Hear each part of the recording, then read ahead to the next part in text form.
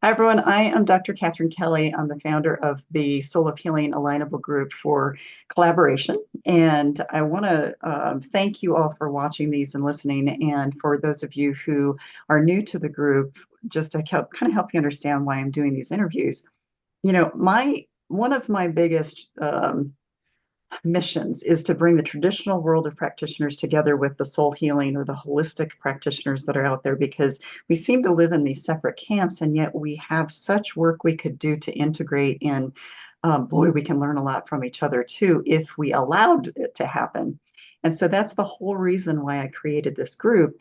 And what's beautiful about it is I haven't done a ton with this group, and yet there are almost 1,200 members. So there are people that are hungry to learn how to integrate and collaborate. And, it's such a joy. And doing these interviews has been wonderful, because my idea behind it was that one of the ways to collaborate without sitting in the room with someone or calling them up is to get to know what other practitioners do, because there are so many different modalities out there. And I think until we kind of crack the seal of realizing it's not on one side of the fence or the other, it's work we can integrate. I think that this is a really valuable and fun for me way to do it. But I think a lot of people are getting a lot out of just watching these videos. So very excited about these. And today I'm really excited to introduce you to LLisa Tuthill. She and I had a conversation 6 weeks ago, maybe. Again, found each other on Alignable, and we had this wonderful conversation. And I realized that this would be another way to expand the understanding of some of the things that LLisa does. I'm going to let her introduce herself. She and I have a lot in common as far as what we do, but I'm going to let her jump in, and then we're going to do the very casual interview that we've been doing so far with these other videos, and we're just going to see where it goes. So LLisa, thank you so much for being here, and would love to just have you tell a little bit about who you are, what your training is, what your own evolutionary path is. And the other thing I want to throw in there is I always like to ask, what do people love to do? Like, what is it about what they do that they just love? And I know that's a big question. So start wherever you want.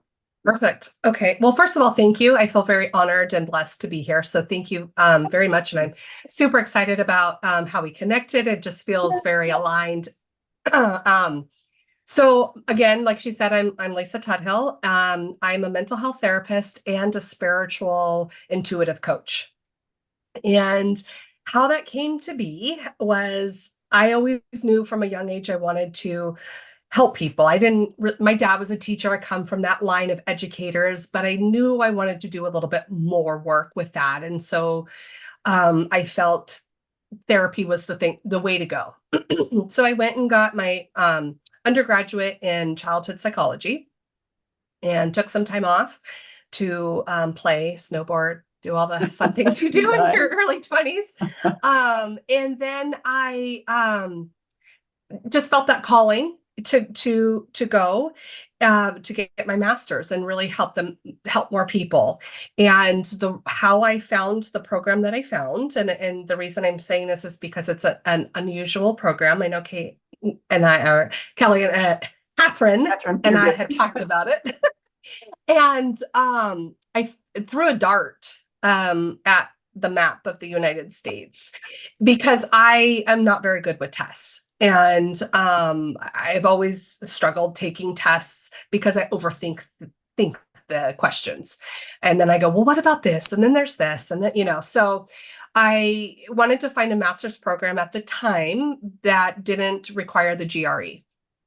Threw a dart at the map and it landed on New Mexico, Santa Fe. And those of you who are familiar with Santa Fe, New Mexico, know that there is a very spiritual component. And I didn't know this at the time. Interviewed for this for the master's program, and at the time it was called Southwestern Transformational College. I think it's called something different now. Their philosophy was, let's heal you before you go and try to heal other people, which I didn't know was unconventional. at the time. So we had medicine wheels, we had all of our modalities and everything had to do with our own personal work. We had to go to therapy once a week. Um, it was a lot of crystals and archetypes and, just things that were unconventional. Right. And I think still are in some master's programs. Right. Um, Most master's programs. most, yeah. And Yeah. the funny thing is I didn't realize like they don't require you to go to therapy. Right. I kind of feel like if you're going to go out in the world and do this type of work, you better really work on yourself. Right. I agree. So they actually do kick people out of the program, and not kick in a mean way, but just sort of they Right. ask to come back later, those Yeah. sort of things. So at the time, it I started to dabble in spirituality and didn't realize that's what I was doing, right? And we did a lot of meditations and we had weekend groups and we were a strong cohort. We all knew each other, we all grew together. So once I graduated, I went and did my hours up in Montana, got my hours, went and moved down to down to Wyoming, where my husband was from, so my husband could go to school. And I opened a private practice, and I started to fall back into the conventional type of therapy. And yes, I still added meditation, and I still added, some of these modalities that would be considered more spiritual. But what I was finding with my clients is that they needed more. There was something still missing. We were continuing down this. We did all the cognitive behavioral therapy. We did the DBT. We did all of these sort of things. I even do sand tray therapy, Mhm. which I still think is very phenomenal. Gestalt therapy. I've dabbled in a lot of these different modalities and got trained in those. And there was still something missing. And Mhm. I was really feeling like I was stuck in this box. And then when we moved to California, which is where I'm from, my license wouldn't transfer.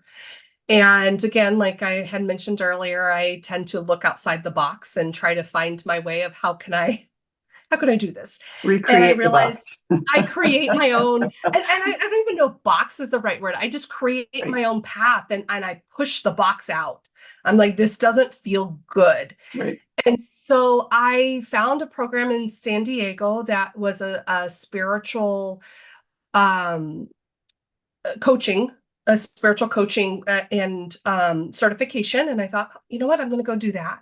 That's a way I can get around the box. That's a Mhm. way I can get around the licensures.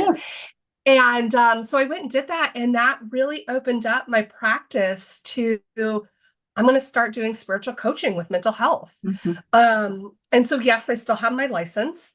And I'm going to continue to keep that. But I've really geared my practice towards working with highly sensitive individuals and empaths because I have found that and I identify as highly sensitive, we have I feel like we have been silenced. I feel like we have grown up with the you don't feel that way, or you shouldn't feel that way, or what do you mean it's uncomfortable when you walk into this room and it's because we're feeling a vibration and a Right. frequency that no one else is feeling. Right. And we can pick up on things. And so as I've evolved into my own spiritual practice, as you can see, I'm holding my crystal here. Um, as I've evolved into my own spiritual practice, I've recognized that the more I get away from the frequency I was born into, the more out of alignment I feel, Mhm. and the more anxious or I've never been depressed, but more of that depression feel like just Mhm. funk and I've started to recognize that particularly people who are highly sensitive, our voice has been silenced Mhm. and we are people pleasing and we're trying to figure out how to fit in. We don't feel like we fit in anywhere. And I've really geared my practice to helping highly sensitive people or people who feel that they don't belong to break away from those limiting and conditioning beliefs Mhm. through the mental health knowledge that I have and bringing in their own spiritual practice. Yeah. which is, I think, why you and I had such a Connected. beautiful connection, because that is really what you're doing. And that is what your book's about. So that's a little bit about me. I think it's great. And I want to throw out a couple things. And see, one of the other reasons I have really enjoyed doing these interviews is that, well, let me back up. One of the reasons I've really enjoyed Alignable is that I have had so many people contact me and say, wow, okay, we like what you're doing. How are you doing this? And this was before I started the group. And that is why I wanted to get people in one place, because I think, and I'm going to have you talk more about the highly sensitive people in a second, because I think that's something that is very misunderstood. And I think it's going to be really helpful to flush that out for people if they don't understand the term or don't really experience it themselves. So start thinking about how you might want to share more, because I think Okay. that's a big part. But this is what is so truly important as far as the Soul of Healing collaboration group, because I think part of this is people who are starting to do spiritual work in their practices, or who have been doing it forever, feel like islands. They feel like they are, okay, I'm doing this and nobody else is doing it, so I just kind of have to be over here. And, one of the things that's probably been about, I'm going to say the last 2 years, 2.5 years, I have had so many practitioners reach out to me that are like, wow, how are you doing what you're doing? And wow, it's all over your website. And so it's really interesting, because I think we all need a place to land. Yeah. And so I think that's super important to segue into having you talk a little bit more about the highly sensitive part, because, I am super sensitive, and I have to be very mindful of that. And I look at it in several different ways, but I want to hear from you both. How would you define a highly sensitive, person, and how would you explain what they experience? Because I think Okay. that will help people understand why you specialize in what you specialize in.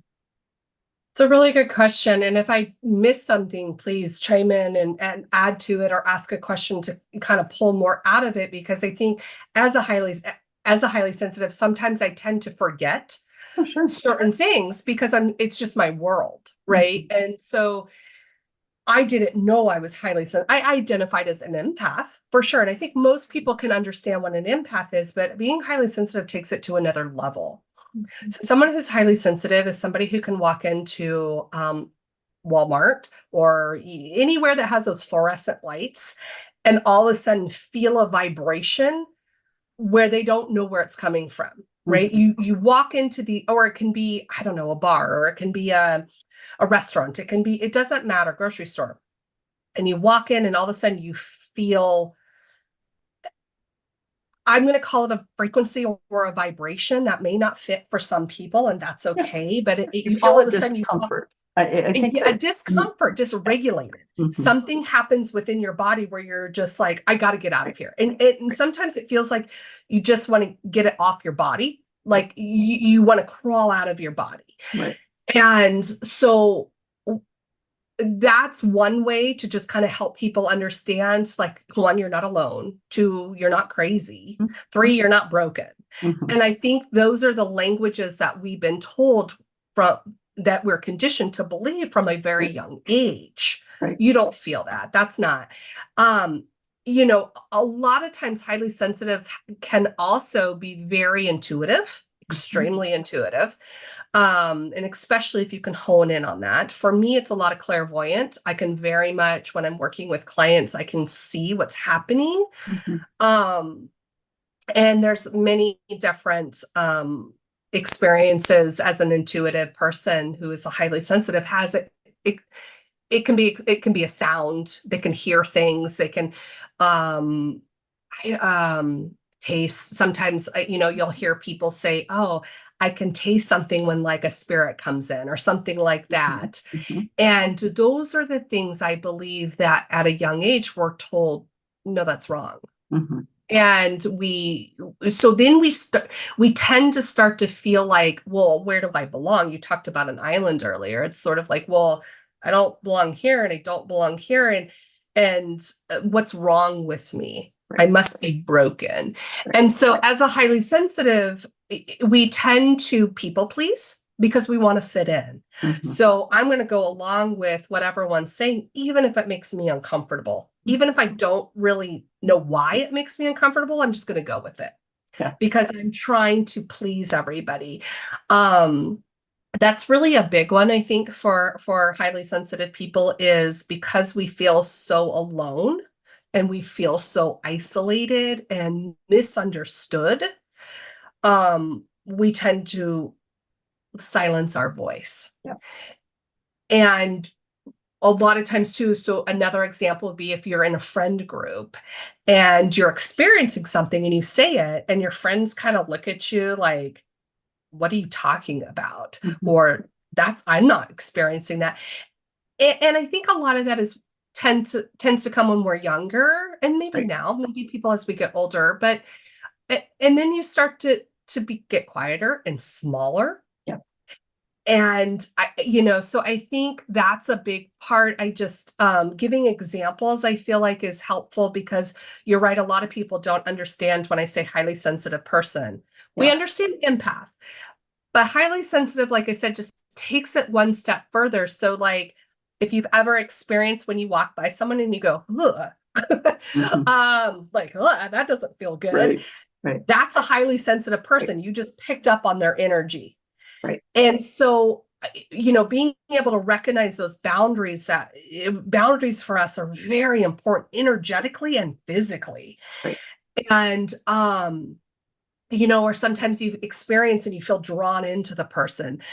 We have to really distinguish between what is our energy and what somebody else's. And it can get, if we don't have that awareness, it can get intermingled. Right. We're the people who feel sad and we don't know why we feel sad. Mm-hmm.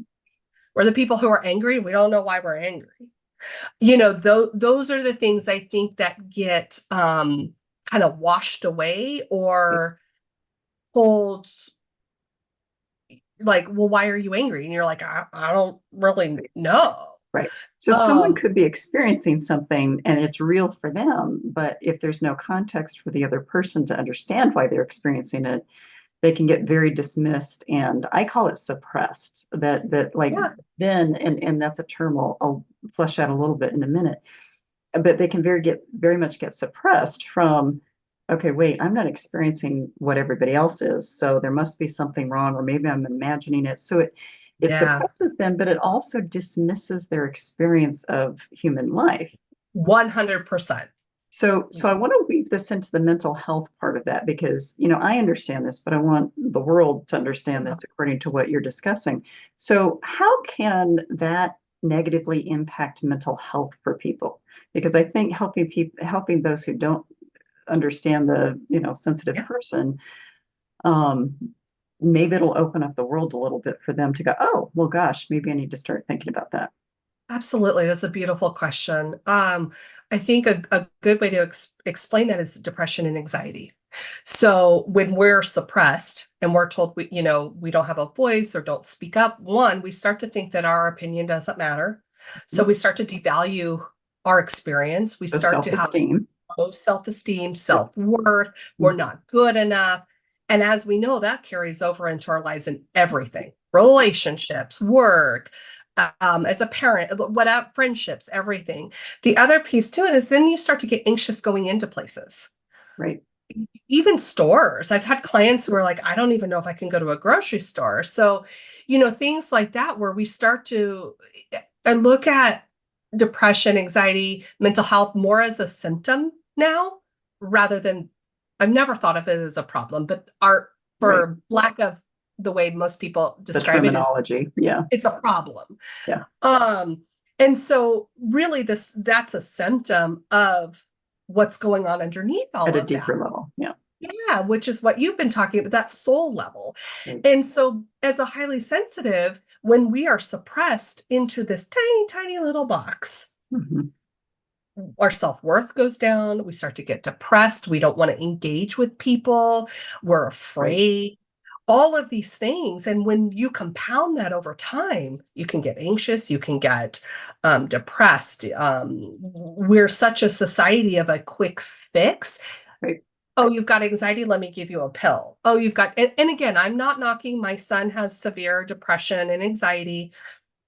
We do all the things and he has to be on medication, very, very low dose. Right. There is benefits. I'm Hmm. just saying, looking at things holistically, Right. not just as a quick fix. This takes time. And I think a lot of people don't give it that. Well, and I love what you're saying in lots of ways because, I think it's just important to start illuminating the different layers here. And, I think I'm right there with you. I think mental health is so related to soul level factors. And, Yeah. um, you know, uh, and you mentioned my book, my book that's coming out in a couple of weeks is about anxiety and how basically we treat from a body, mind, and soul perspective. And one of the factors that I talk about from the human level is bioenergetic field.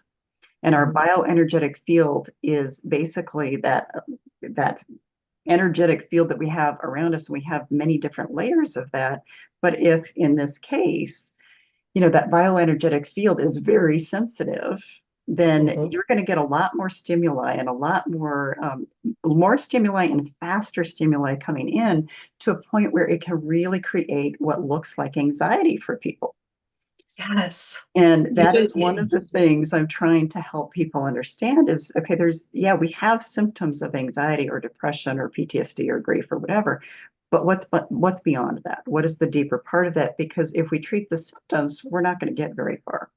And I'm not saying we're not supposed to treat the symptoms. We are, because sometimes that opens up a different ability to look deeper. So, Yeah, so absolutely. Yeah. that's where I think this is such a beautiful conversation, because people who don't understand, and I also want us to flesh out the difference between an empath and a highly sensitive person, because I think that's going to help people understand that terminology as well, because I think a lot of people understand empaths, but a lot of people have never heard the word. So Yeah. I think it's important. But again, it's like this energetic piece. And Lisa did a really fabulous job of saying it's like a frequency. It's like something like jumps on you, or it's that energy. And if you don't understand how high that impact is, then you might misdiagnose or mistreat the person as a Mhm. practitioner, or you might educate them poorly or whatever. So it's a layer that I think is very important for people to know. I would love for you to give an example of the difference between an empath and a highly sensitive person. I think that would help people. Yes, I want to come back to that, and I want to really quickly go off of what you just said about the energy field, and I think this will be really helpful for people to understand how deep it can go. So, as an example, when you're talking about that field, right? And we go into that soul piece of it. I recently was working with my naturopath who does generational healing, and she does the swipe. We do the swipes and all of that stuff. I went back 6 generations of unworthiness, self-loathing, self-abuse, meaning not physical, but like negative self-talk, um, sadness, like all of these things that were not mine, Right. that I in my field Hmm. were carrying. Right. And I think it's really important for people to recognize some of this is not ours in this lifetime.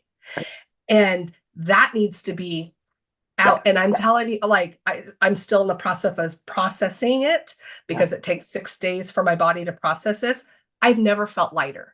I could feel like I was vomiting it out. Yeah. I mean, I could feel it in the essence of my being, like, oh, that's not mine. Oh, I could really feel a lot of that. So I just want people to recognize that there's so much value in what you're talking about, and it goes very deep.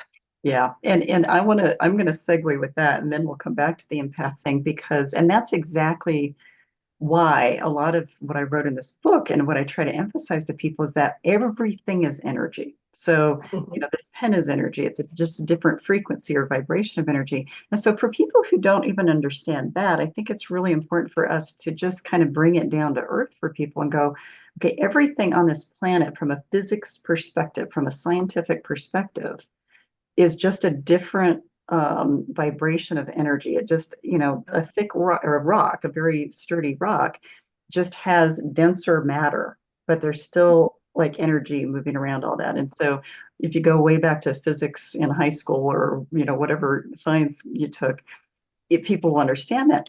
The difference for those vibrational levels for highly sensitive people is that it's almost like that field is so open. So instead of it being I'm just going to try to make this tangible for people who don't understand it yet. Instead of it being that granite or basalt rock that's very tightly wound, it's almost like a person with like the highly sensitive person is going to have like it's almost like one of those shower scrunchies that can absorb Yeah. all this stuff, and it's very permeable, and all this stuff can come in. And it's really interesting how energetically it does make a huge difference when you just understand, oh, well, this person's more like a sponge, that person's more like a stone. That's why Yeah. he or she is picking up on all this stuff. So Yeah. I don't know if Yeah. that helps any, but for a lot of people who don't really think in energetic terms, I just want people to understand that there are people that are much more permeable Mhm. than others. I don't know if that's a helpful I hope, yeah, I way to think look at it. I love how you are able to put that scientific perspective on it. That's like, this is your purpose. This is why you're here. And it's so beautiful because you can take what I'm saying and put it into the terms that are helpful for people who may not understand what I'm trying to say. Because in my brain, it it just is. Like, Right. you know what I mean? And so I appreciate you being able to really take our discussion and put it into that scientific, tangible terms for people to really get that, because it's not my expertise. Well, It's but that's also why I like interviewing people like you, because it's like we all have our corner of the world and we're supposed to, because obviously there's plenty of people to fill your caseload. There's plenty of people. And so, that's the thing, is just to kind of illuminate the world. And if and I want to make sure we get back to the empath versus the highly sensitive person, because there is a distinct difference as far yes. as I'm concerned. And if you want to throw that out there, I think that would be Yeah. helpful for people, because Yeah. again, from a treatment perspective or an educational perspective, or if you're a coach listening to this, I think it's useful information when you're working with people that you serve, is to Mhm. understand, oh, okay, you've got empaths, you've got highly sensitive people. And a lot of the people that you're working with may not even know that there's a term for it. Yeah, yeah, and I think it's really important too, because I've had many people reach out and say, I don't feel understood. Yeah. Because, and it's not the clinician's fault, it's that this is maybe newer information, or maybe more defined information as a highly sensitive person, or whatever it is, because I think we've been sort of lumped in um as an empath, and it is very different. There are a lot of overlaps, don't get me wrong, there's a Right. lot of overlaps, Right. but being empathic means that you can feel what the person's feeling on a certain level. It's like, if you're feeling really upset and sad and hurt, an empath is going to be able to sit with you in that and go, "Oh man, that yeah, I can see that. I can understand what's happening. Man, that's really awful." Like, really be there in that moment with them And sometimes soak it up, and just soak it up. not to the same level. Yeah, yeah. And really, the best way, and I hope you can help me kind of take it to another level, the best way for me to really help people understand this is, a highly sensitive person can walk into a room and go, "Oh, I know exactly what energy is going on in here." Right. And I can feel that person's and that person's and that person's. And an empath doesn't feel in that way. Mhm. And we feel on such a frequency. And I think that's the Mhm. biggest distinguishing factor, is that it's a frequency Yeah. that we feel, because if you're crying, I feel like I literally just went through the experience with you. Yeah. So, as an example, we went to Joshua Tree recently. My 9-year-old was having a fit in the middle of a canyon. And my other son and I are both very highly sensitive, and he was scared. And my son and I could not just know that he was scared. It's almost like this telepathic sort of, Mhm. we were scared. Yeah. And we were like, oh, what's going, and so all three of us were very like in that moment crying and experiencing it together on this Yeah. frequency. And that's the difference, because if I was just empathic, I'd be able to go, oh, buddy, I feel you, that you're scared. I'd be able to identify it, talk them through it, all that. But I was actually in the experience Right. with him. Right. And I think that's the difference, is because we are so open, Mhm. right? And we are like, sometimes I don't even like my husband sleeping next to me, because I'm like, I can't, like, you like, it's too much energy, like you need to Right. go. Or even with my kids, I don't, as a highly sensitive, do a good way to explain it is all of a sudden you feel like I said, you want to crawl out of your skin. It's such a high frequency that we're feeling with everybody coming in if we haven't done our work. Right. And it's a constant evolving door of doing your work around it. Whereas an empath can recognize it, understand it, and feel it, be in it, but not in the frequency. Yeah, it's not to the same level. And, the interesting thing is, there's a lot of information about empaths out there. There's a lot, Mhm. and both can be negatively impacted. And that's the Yes. thing. There's like Yeah. for empaths, it's like they lean into the experience and they can feel for them. They can be very empathetic. And sometimes they do take the residue away with them. But Yeah. it's, to me, being empath is a more personal perspective where it's like those who you come into direct contact with, you take on, or you lean into that. Whereas with a highly sensitive person, someone could be on the opposite end of the store and Yes. feel something. And I'm going to give you an example of this that is very tangible for a lot of people. We just think, I'm not saying it's completely over, but this pandemic was very intense. This Yes. pandemic was very, very intense. And I have done online work, with Mhm. soul healing clients for several years. So for me, switching my psychotherapy practice to online, it was stressful, but not, it was, I could do it. It was not a big deal. And I'm going to say two things about this, which is really kind of going to help people illuminate this whole sensitivity thing. But, probably a month, maybe 6 weeks in, I had to go buy dog food. And I buy my dog food from Costco because their dog food's actually fairly high rated. And Yeah. so I'm asked up, I'm walking through Costco, I'm probably 3 or 4 lanes in, and they keep in my store, they keep the dog food all the way straight back, probably 12, 15 rows back. And I was about 3 or 4 rows in, walking back to the store, and I felt this rush of just really big sadness. And I was walking, going, wow, I feel like I'm going to fall apart and cry. What is this? What is this? And I thought, whoa, wait a minute. Okay, this isn't even mine. Yeah.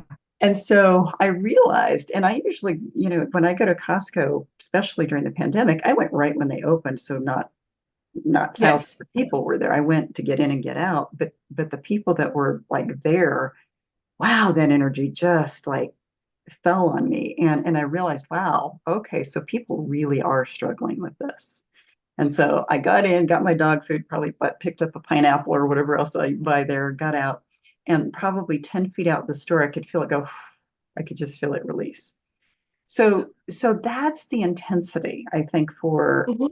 um, for those highly sensitive folks. And, it's a beautiful thing in some ways because once you learn how to manage it, then it's like, well, then you learn how to manage it and you can live your human condition. Okay. But And the for gifts those, come out. yeah. Yeah. And for, Yeah. for people who don't understand it's a thing, Yeah. they do get diagnosed with depression and anxiety, or they become introverts, kind of Yes. by design, just because they can't handle people's energy, but they think something's wrong with Yes. them. Why do I not like people? People become agoraphobic because they're going, oh, that, and they don't realize there's layers. So 100%. mental health in particular is so tied to not only things like highly sensitive folks, but it's to the soul level. And I think that it's really important. And that's why I love kind of talking to other practitioners who do mental health work and soul work, because the psyche and the soul cannot be separated. They're not the same thing, but they cannot be separated. So I'm wondering, I like to ask people, what is it that you love to do? So in your practice, what is the characteristic of a favorite client? Well, like what is it that you would really love? Um, I have been thinking about this a lot lately because I have several clients that I just like, "Oh, I can't wait to get on." Like I get real excited because Yeah, it's my ideal is somebody who wants to like learn, somebody who's yeah. like, I'm ready, somebody who's like, let's take this journey. And one of the things I really enjoy about getting out of the box of therapy, in the box of Right, clinical therapy, is that I get to be on that journey with them. right. That this is a team effort. This is a experience that we get to have together, and I'm not up here and you're here kind of thing, which is how I think, we're not allowed to tell anybody about our lives. We're not, there's all these rules, right? Whereas my ideal client is somebody who, for instance, I had a client, what's today, Friday, Wednesday. She's from the States, but she lives in Gambia. And we just like blew something out of the water where it was like bouncing stuff off of each other. And she goes, "Oh, I'm just getting deeper and deeper." And she was able to really get into that soul level. And I have another client that I love working with about, she does astrology, human design, and she's pulling things apart, and it's just this team effort of, I want to grow and I want to make this world a better place. And how do I take all of these conditions and all of these beliefs that don't serve me anymore and learn from them Mhm. and reword them and cut the cords or ties if they no longer serve me, and keep going forward. And so for me, it's not about where they're at in their journey. It's about that person that wants to show up and keep going, Yeah, the you know? evolutionary piece. Yeah, Yeah, one out of all. and Yeah. absolutely, and yeah, they may have anxiety, they may have PTSD, and they're the people who've gone through therapy. They're the people who know the language. They're the Mhm. people who, that's what they needed at that time, and that's no that they need the next step. Right. And I feel like part of my work is that bridge. Like Mhm. I see myself as like, here's the mental health and here's the bridge into this. And it's the people that are like, okay, let's go. And yeah, I that those are so it's kind of a broad, but it's really about the evolutional piece Yeah, absolutely. for And that's me. that's exactly where I'm at.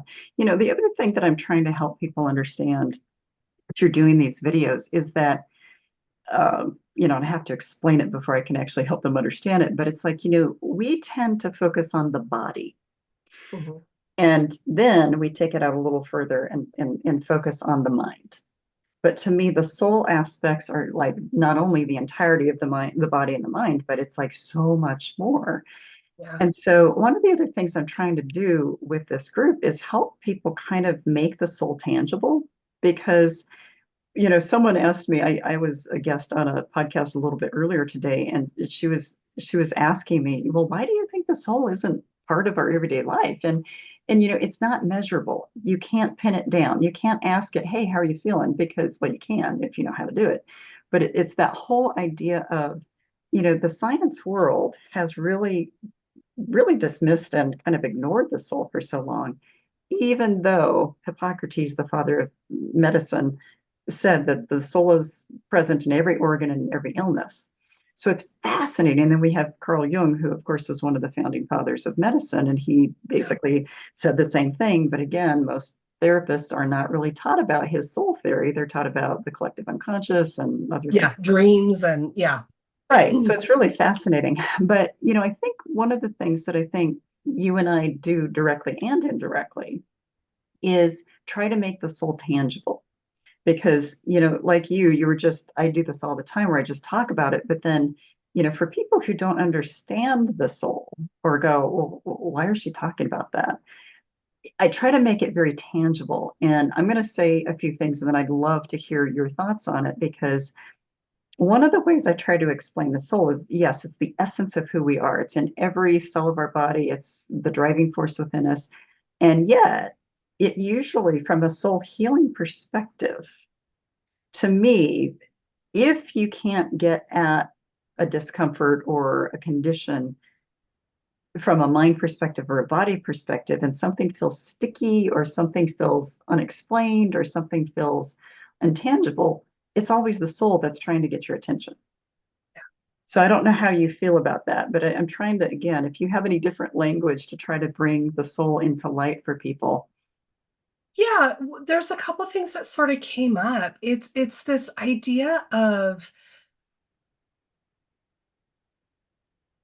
what came up was like, as you were talking, and here's that clairvoyant piece, is like a lot of times people have like a stuckness in them, right? Like you were talking about. And for me, what I see when that happens is usually like mud or um, those sort of things. And it's like, how do you explain that if it's not about the soul? Because there's not mud in them, there's not this sticky stuff, but I'm seeing that in your essence, I'm seeing that in your soul, and that's something I can actually Right. visually see. And I think we are so, maybe this is not the greatest way to put it, but we're so conditioned or trained to think in the 3D world, right? It has to have a tangible, like, Right. this is a lighter, You can this is, pin down. yeah, this is my Yeah. water bottle, like things like that. And, you know, we're we're so much more than that. And I think part of it is that there isn't language yet for some of the things we are embarking on. Mhm. And for some people, it's they've got to experience something. So a lot of times when I have a client, like for example, what came up was like I had a client who was very Catholic. I'm not religious. I'm spiritual. I'm not religious. And I had a client who was very Catholic, and so here I am putting in the spiritual component to it by having him do a meditation. And instead of doing a meditation that works for me, I did the exact same meditation, but I put in the Catholic prayer for him. Mhm. And it's helping people, I think, find ways where they see the transformation and then they feel it. Right. The And so, experience. Yeah. yeah, and sometimes I don't think there's words yet Right. for what we're trying to explain, and people are searching for the 3D, the tangible. And sometimes it's let me just have you experience this, Right. and that's the soul, Yeah. right? That's the part. So I don't know if that's helpful for people or not, Yeah, but and that's why I like asking people, because it's very hard to understand. It's very easy to experience. And yeah. that is one thing that when the podcast interviewer asked me earlier today, um, she was asking me about the soul and how to define it. And I said, well, okay, so think about love. Love is something we experience. And I said this is like when you ask someone, how do you know you actually love something? And people are like, I don't know, I just love it. I feel it. I know it. And so it's not until a person gets introduced to that energy of their soul, which is why I call it the essence of who you are. And once you meet that part of yourself, inevitably, when I have these different strategies that I walk people through to kind of have them meet their soul, and they almost always cry, and they don't even know why they're crying. Yeah. And then later they say, why did I cry? Because you missed yourself. You missed that close, that intimate part of you that just wants attention and wants a voice. Yeah. And it's an experience. And so you nailed it. It's not something you can really describe in a way that you can pin down unless you can abstractly kind of um, Yeah. pin it down to what you've experienced before. Yeah. So, and I think that's what will bring the language is more and more strategies and more people practicing getting in touch with that aspect of Yeah. them. For me, the quickest way to help people understand their soul is to listen to their gut reaction, because their head can lead them wrong. Their hearts can lead them wrong, but that gut reaction never lies. It's like the gut reaction. So that's the Yeah. voice of the soul in a very clear cut way. So, Well, And I think, and I want to clarify too, because I could hear in the back of my mind, like all the projectors in the world going, they don't have a gut reaction. So if you follow human design, Right. the generators are like, oh, that's why actually, I don't know, in the video, you can see me either lean in or lean Right. out, like, and I make noises. That's all a part for me. That's part of my generator. Projectors don't tend to have that gut reaction. And so I just want to clarify that when Sure. you're saying gut, it's that essence within yourself of that knowing, that inner knowing. Yeah. And that for the mass who are generators, that's a gut for sure. And and that's such a good point because, and that's one of the things I have on my expanded model that I use with people is sort of your core motivators. And, core motivator for someone who follows human design, um, again, the experience may be very different. So, that's why Yeah. it's so important to understand these different aspects. So I know that we could talk forever. Is there anything from a like what's the number one thing you would like people to know about acknowledging or working with highly sensitive people? I think it's really important as a clinician to really hear their experience. And it's not just about validating, but holding that container for them to really be seen and really be heard and know that there's nothing wrong with them, know that they're not broken, they're not alone, all of those sort of things. And I think it's a lot of what I hear from my clients is I just don't feel seen, I don't feel heard. And because I think as clinicians, we tend to want to just label, oh, Right. this is what you have. Um, and I think, really being able to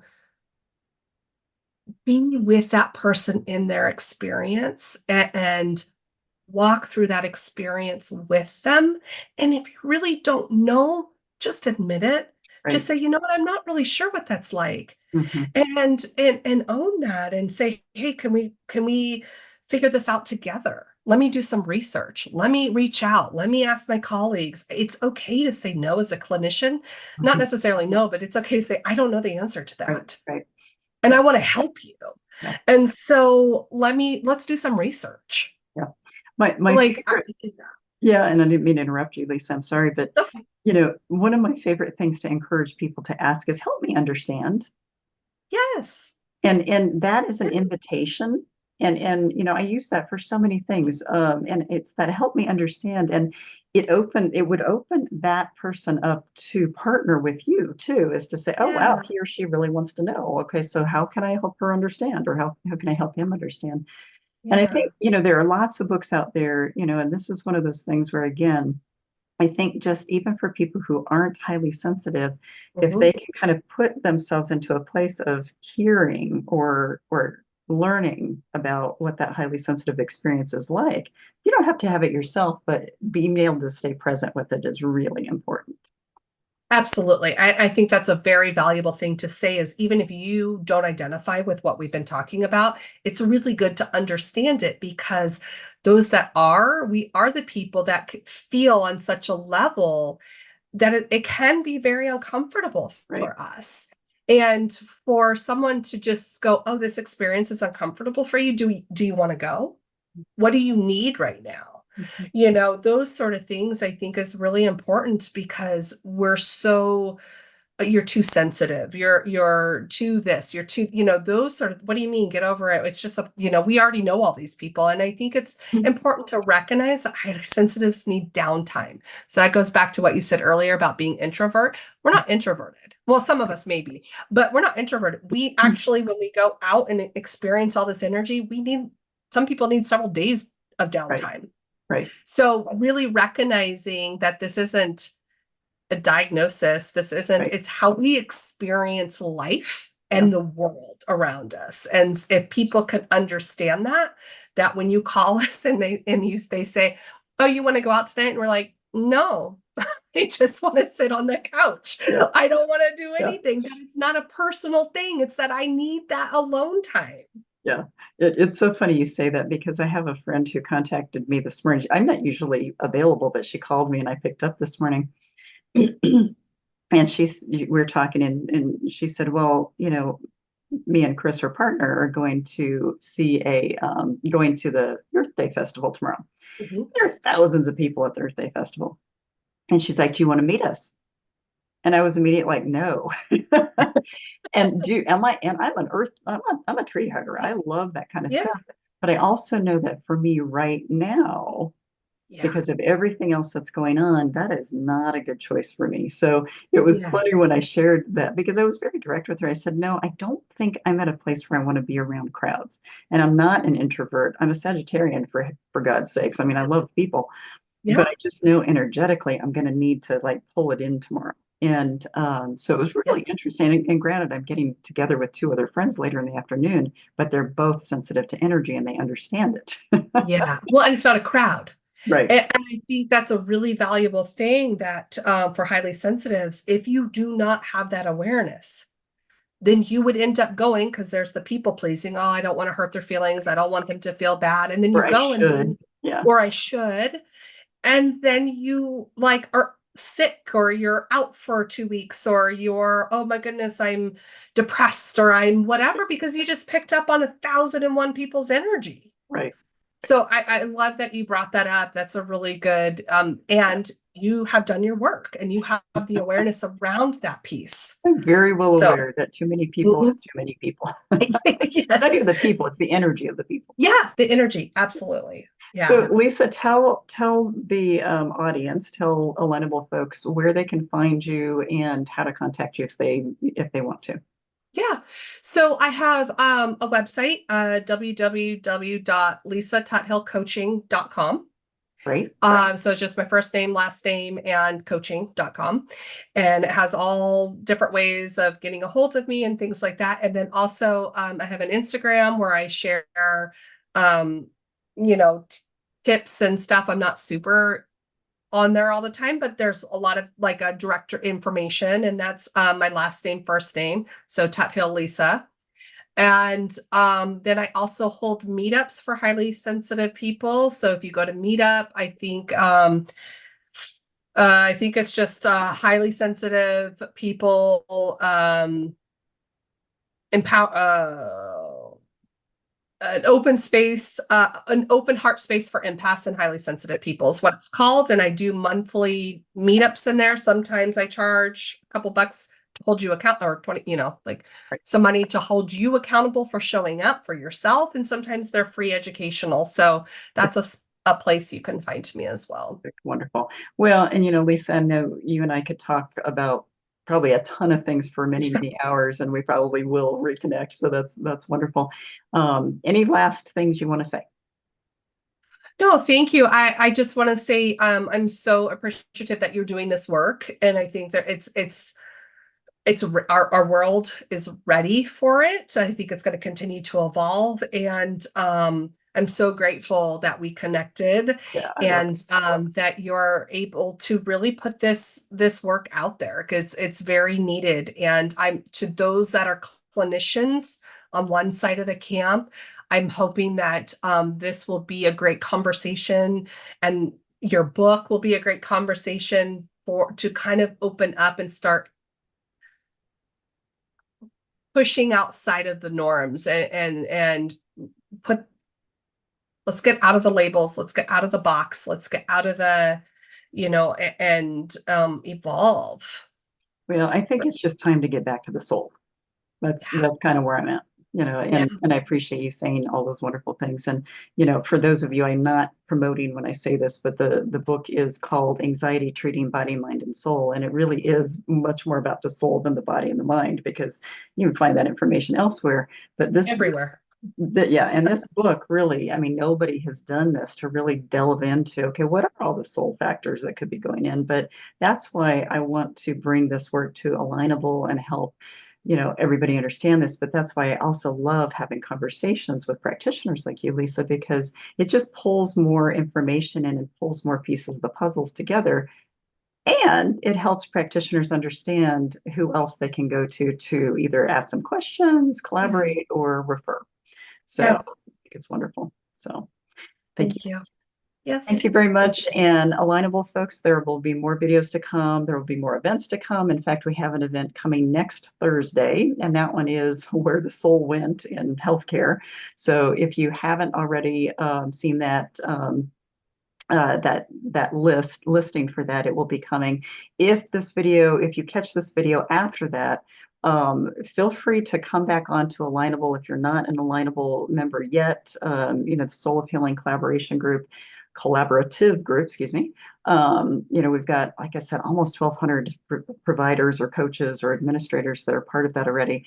But this is the way to get information out there and the way to interact. So again, thank you very much, Lisa. Thank you.